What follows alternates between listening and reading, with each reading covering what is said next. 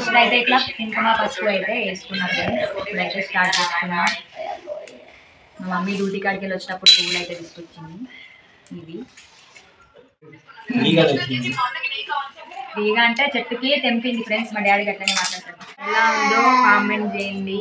లాస్ట్లో చూడండి, full video అయితే మొత్తం చూడండి, ఎక్కడ స్కిప్ చేయకుండా.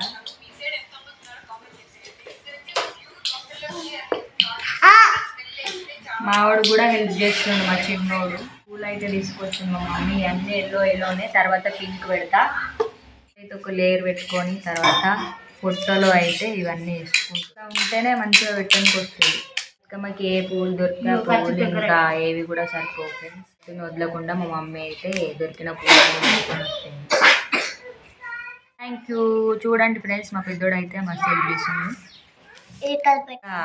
చూసారు కదా, ఇల్లు అడిగిండు. ఇప్పుడేమో బతుకమ్మ వేరవడానికి హెల్ప్ చేస్తుంది. ఇట్లా పెట్టదు నాకు ఆకులు తీసేసి ఇట్లా పెట్టాలి, ఎందుకంటే దూరం ఉంటుంది.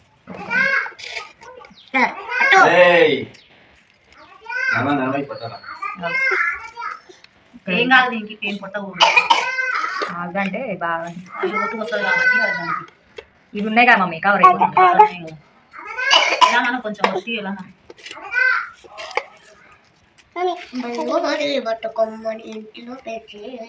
బాగు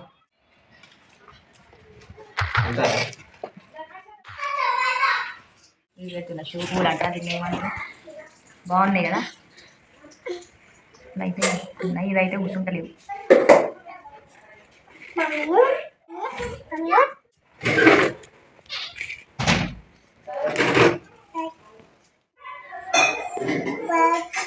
బాగుంది కదా.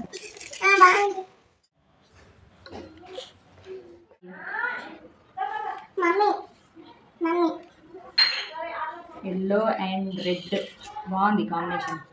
మీకు నచ్చిందా ఫ్రెండ్స్? నా బతుకమ్మ నచ్చితే లైక్ చేయండి. పాట పెడతాడా? నేనేం చెయ్యా, అది పెట్టాను.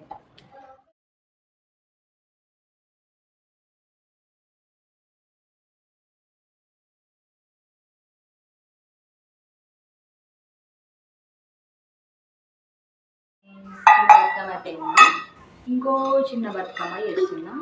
ఇంకా ఈ పూలతో అయితే చెయ్యాలి ఫ్రెండ్స్. ఆ పూలు ఏదో చిన్న బతుకమ్మ అయితే ఇట్లా అయిపోయింది. బతుకమ్మ అయితే రెడీ అయిపోయింది. ఎలా కామెంట్ చేయండి, నచ్చితే లైక్ చేయండి.